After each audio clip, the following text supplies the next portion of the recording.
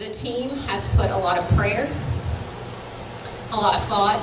We've interviewed people. We've talked to a lot of people. We've asked girls' opinions.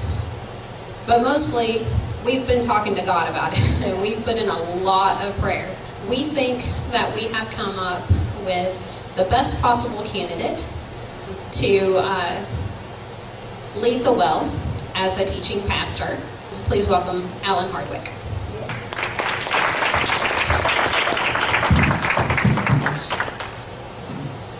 How are y'all doing?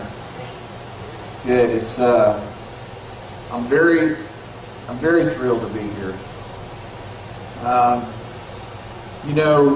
Right before the service started, I was reading over the pastor contract, and I couldn't find anywhere in there where it said I also had to play in the band. But Shane says it's in there. Fine print. That's why you read something. He says fine print. So I am truly grateful that God has led me and my family here. I'm very excited to see what He has in store for us. I've been praying as well. While the lead team was praying, I was praying, asking God for His will. And so we'll see what He has in store for us, and we'll talk more about that later. My message tonight is really pretty simple, and it's this: the God that created the universe, and in the universe this solar system, and in the solar system this planet, and the God that created you loves you more than you can possibly know. And He is mindful of you, it says in the Scriptures. And it says that He has picked you, He has chosen you. And it also says He has called you friend. And that's the God that I serve. And that's my message tonight. No matter where life finds you right now, no matter what you're going through, no matter how big the mess is, or maybe if things are rolling around okay, God, the God that I serve, I'm here tonight to tell you He has a plan for your life. And here's what I want you to know: the most thrilling, happy, joyful, peaceful, and content place that you could possibly be is right in the middle of whatever that plan is. You will not find joy and happiness and contentment anywhere that will match what you will find in the middle of His plan. I cannot stress enough to the young folks in the room, if you guys can learn this at your age, instead of having to wait till my age to learn it, it's just really to save yourself a lot of grief, a lot of heartache. There may be storms and turmoil and trouble in your life. In fact, and don't put the scripture up yet, but just a second. John chapter 16, really from the beginning of that chapter, Jesus is prepping His disciples.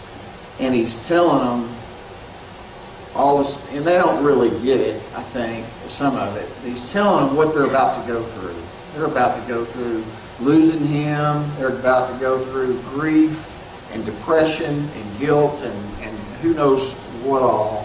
And then in verse 33, you can put it up there, Nicole. Because I have told you these things so that you may have peace. My last couple of messages we've talked about, Jesus says to you, do not let your heart be troubled, and I give you my peace. And here He says, I so that you may have peace. And then this next thing, this is the one where I don't like this. In this world, you'll have trouble. But take heart, I have overcome the world. And I've often thought that, if I was setting up the world, I might have done it differently. But the point is, I'm not God, and He is.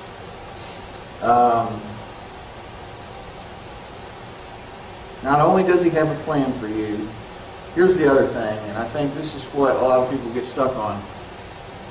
Nothing you have done in the past or nothing you will do in the future will cause Him to love you less. Psalms 103:12 says, as far as the east is from the west, so that distance He has removed our transgressions from us. And if you choose to fully surrender to Him, you will be amazed. And I think the reason that many times we aren't living in a state of amazement is that we probably are holding on to things that we need to let go of, or holding on to sin that we need to let go of. I want to relate a story to you tonight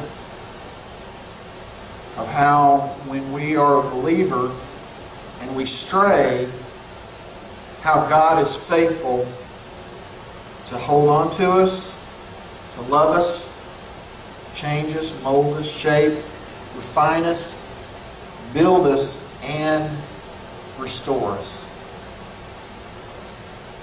My story is about my friend Keith. And as I always do, if I tell a story about someone, I get their permission. So I'm not up here talking about somebody without their permission. So I have Keith's permission to relate the story, and he wanted me to leave some of the facts and locations anonymous.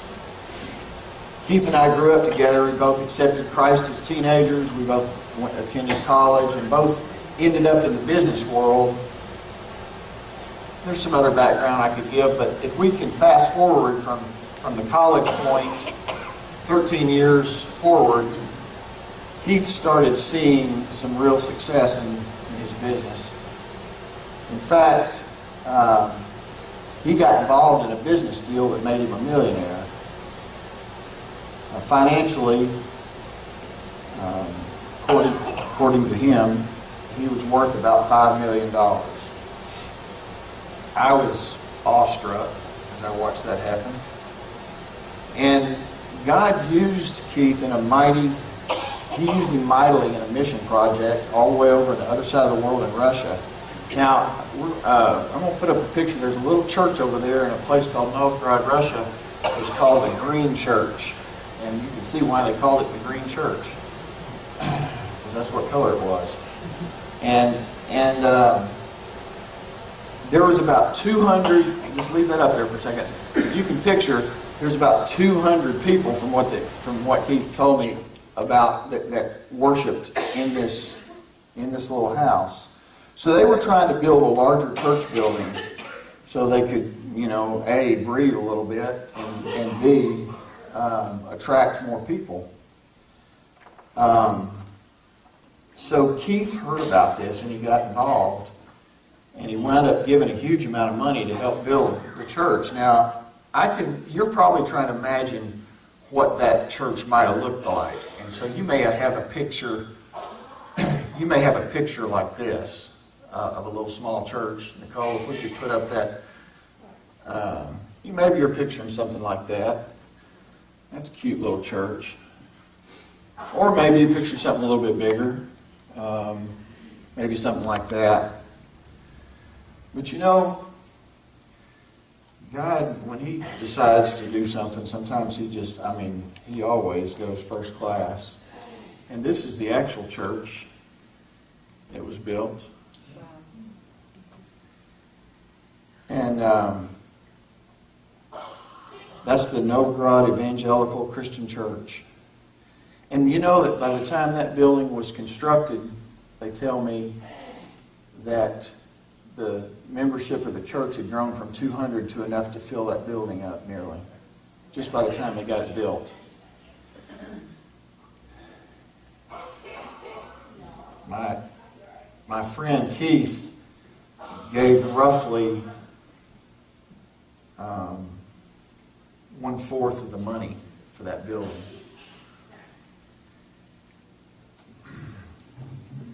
And in the months that he got back from Russia, we can take that down now, it seemed, really, if I'm being honest, it seemed like he started getting a little bit arrogant. I couldn't see necessarily an overnight change, but I could see little indicators over time. And he was spending money like crazy. I guess you can do that if you got $5 million. One day I was standing in his driveway, and it was a big circle drive. Picture this big circle drive, and it's in front of his nearly $500,000 house that he bought. And I did the calculation. There was $250,000 worth of cars in the driveway. Now, you may be picturing 8 or 10 cars, but it was only 3 cars. Unfortunately, Keith's arrogance didn't fade away. It got worse. He started acting in ways and doing things and that were clearly disobedience to God. I couldn't get through to him, and no one else could either. He was still going to church, playing the game, acting Christian. We went to the same church. He didn't fool me because I was close to him, and he wasn't fooling his wife. Keith had a sweet Christian wife, dear lady of God, and she saw him changing, and she knew it wasn't for the better. I found out a few years after the fact that she had prayed, God, if you have to take all the money away from us to get him turned around, then do it. Now, I don't know about y'all, but if I made a truckload of money, I don't want my wife praying something like that.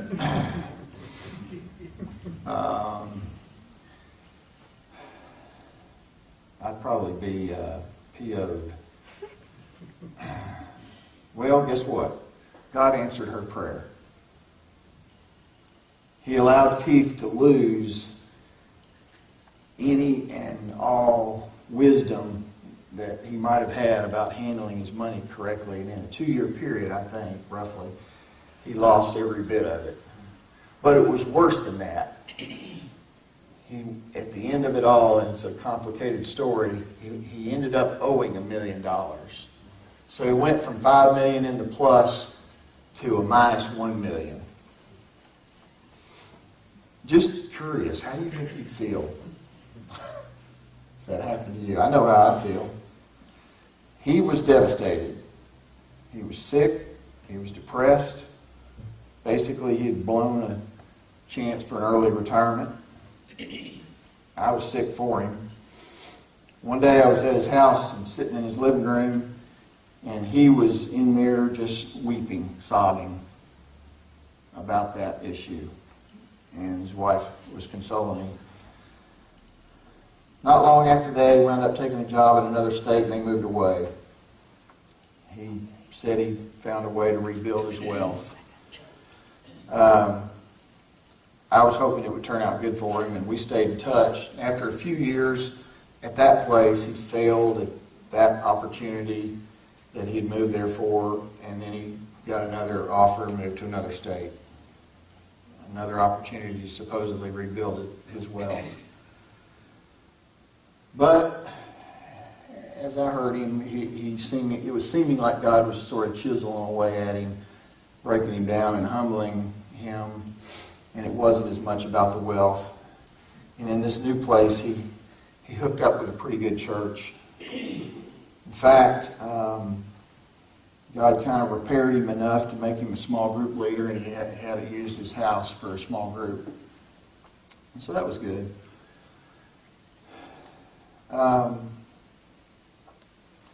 Somewhere around, and he had some more business disappointments and failures there also.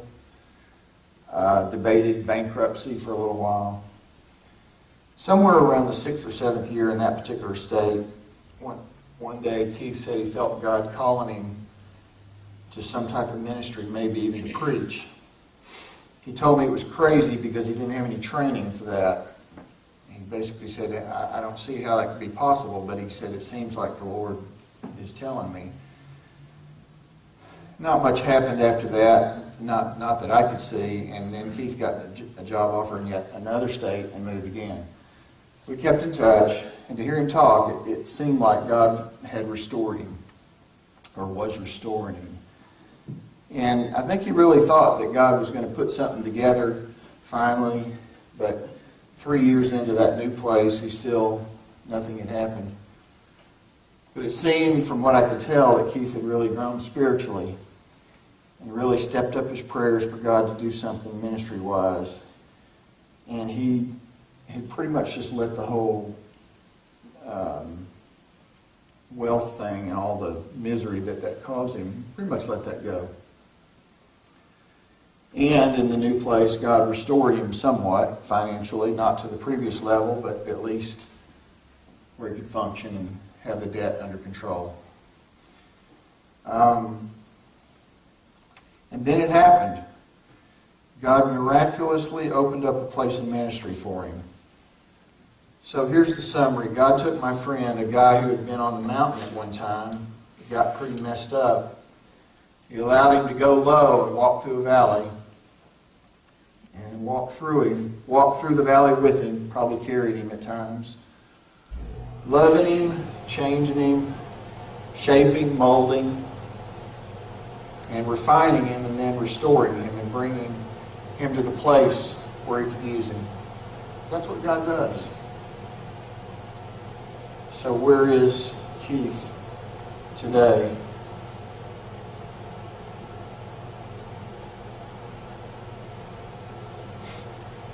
I'd like to introduce him to you because my name is Alan Keith Hardwick. And I'm the guy in the story.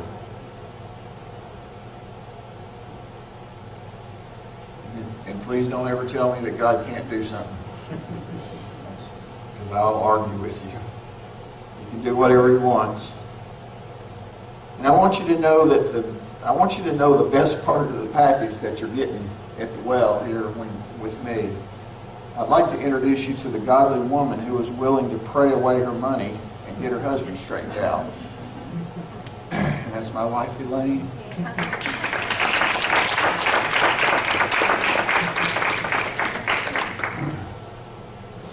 Don't ever do that again. Don't give me reason to. You see, I've got a accountability partner. Stay here. Have you ever seen one of those war movies? The old war movies where the airplane's coming in and there's a gunner waiting, there, and the gunner's going like that. Okay, you with me?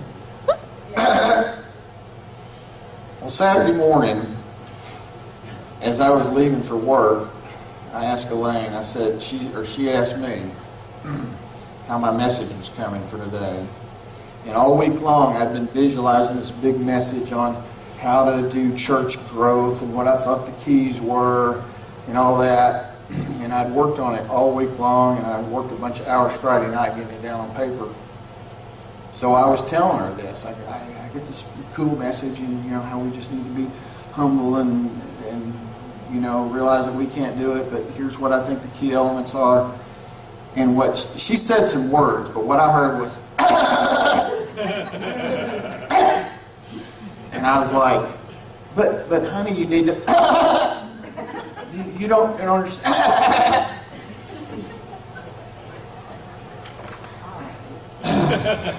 For those of you single men in the room who might think you're in love, come see me. I have some counseling for you. Sorry. I love you. I didn't. We're getting to the good part now. I didn't slam the doors. I left, but I did leave. And all I said was, I gotta go. I gotta go to work. I felt insulted. Saturday afternoon, I caught a little break, and I checked my email, and I found a letter from her. And I'm going to read it to you. She says, "These are my feelings, prayers, insights, hopes, dreams as you embark on this journey of pastoring. First of all, I'm so proud of you for being willing to be used, to want to be used, and brave enough to take this step." By the way, so you all understand, since a lady wrote this, there's a lot of words here. Okay. I'm thankful that you spent so much time praying and that God answered in such an obvious way. Wow. My prayer is that you will continue to pray with that, listening in an all-out kind of prayer every week. An all-out kind of listening. He's obviously telling you that it's important because it's been on your heart. The reason I'm so excited about the well is because the people are like the people at Impact. My prayer, Impact is our church in California. My prayer is that you'll be able to hear their needs. For them to hear the good news that they are loved and valued by God is pretty major. If they can celebrate that, then they can face the days ahead with hope and strive to make changes. It's the good news, the gift, the hope. I do think that the sermon that's in your head is important. God is telling you what needs to happen. So don't talk about it, just do it. She should work for Nike. Then the growth will happen. I don't think your efforts last night were wasted. The info is for you, sent with love from God.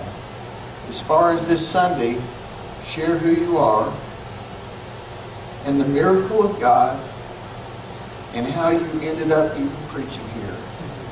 Tell them you were overflowing with the need to teach, that God can work in each of us, that you've seen it happen in yourself and in others.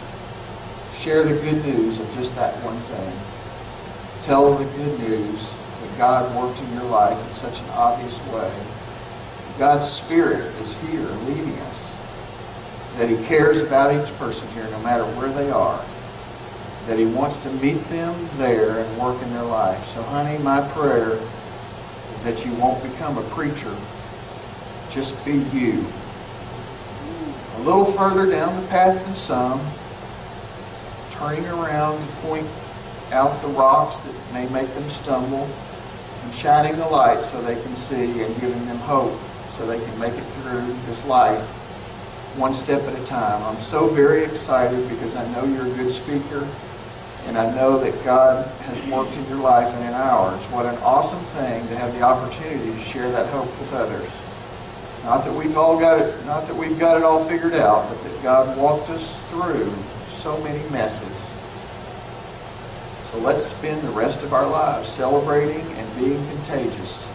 Let's pray and pray and pray together and see what happens. Loving you, my husband, so very much.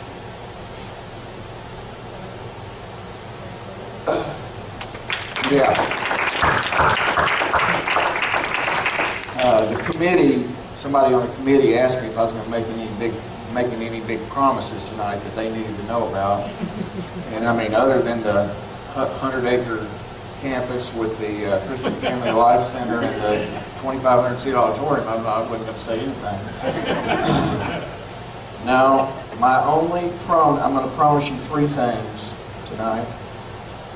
I will pursue God more than I ever have before. I will do my best to follow His leading. And I will love people right where they're at. That's all I got. That's all I got. I wonder if you guys would be willing to gather around us up here and pray. And then we've got a really fun song to end with, so please don't leave unless you just absolutely have to. Would y'all be willing? If you're not comfortable, just sit where you are and pray. But if you're comfortable coming up here and getting around us and praying, we would appreciate it. I'm gonna turn my. Well, I'll leave my mic on because now you know I won't. I'm gonna turn it off.